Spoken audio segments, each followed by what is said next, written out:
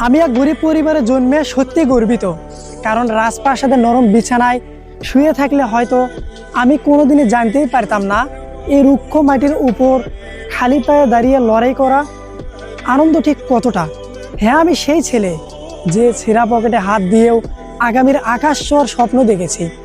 আমার কোনো অভিযোগ নেই বিধাতার কাছে, বরং আমি আমার বাবাকে আজ কোটি কোটিবার ধন্যবাদ জানাই। তিনি আমাকে দামি রেস্টুরেন্টে নিয়ে গিয়ে রাজকীয় খাবার খাওয়াতে পারেননি ঠিকই, কিন্তু শিখিয়েছেন অভাব আর বাস্তবতা কাকে বলে। বাবা আমাকে শিখিয়েছে তপ্ত রোদে পুড়ে কীভাবে ঘাম ঝরিয়ে এক মুঠো ভাত জোগাড় করতে হয়। পকেটে টাকা না থাকলে এই রঙিন দুনিয়াটা কতটা স্বার্থপর আর কতটা নিষ্ঠুর হতে পারে, সেটা আমি সেই ছোটোবেলাতেই বাবার চোখের জল আর খালি পকেটের হাহাকার দেখেই বুঝে গেছি। বিলাসিতা মানুষকে অলস করে দেয়, আর কষ্ট মানুষকে পাথরের মতো শক্ত করে গড়ে তোলে। আজ যখন চারপাশে সামান্য বিপদে চারপাশের মানুষ ভেঙে পড়তে দেখি, তখন আমার নিজের জন্য হাসি পায়। কারণ আমি তো সেই ছেলে যে অভাবের সাথে পাঞ্জা লড়তে লড়তে শৈশবে পূর্ণবয়স্ক হয়ে গেছি। আমার বাবা আমাকে দামি ব্র্যান্ডের জুতো কিনে দিতে পারেননি ঠিকই, কিন্তু শিখিয়েছেন কিভাবে কাটা বিছানো পথেও মাথা উঁচু করে বীরের মতো হাঁটতে হয়।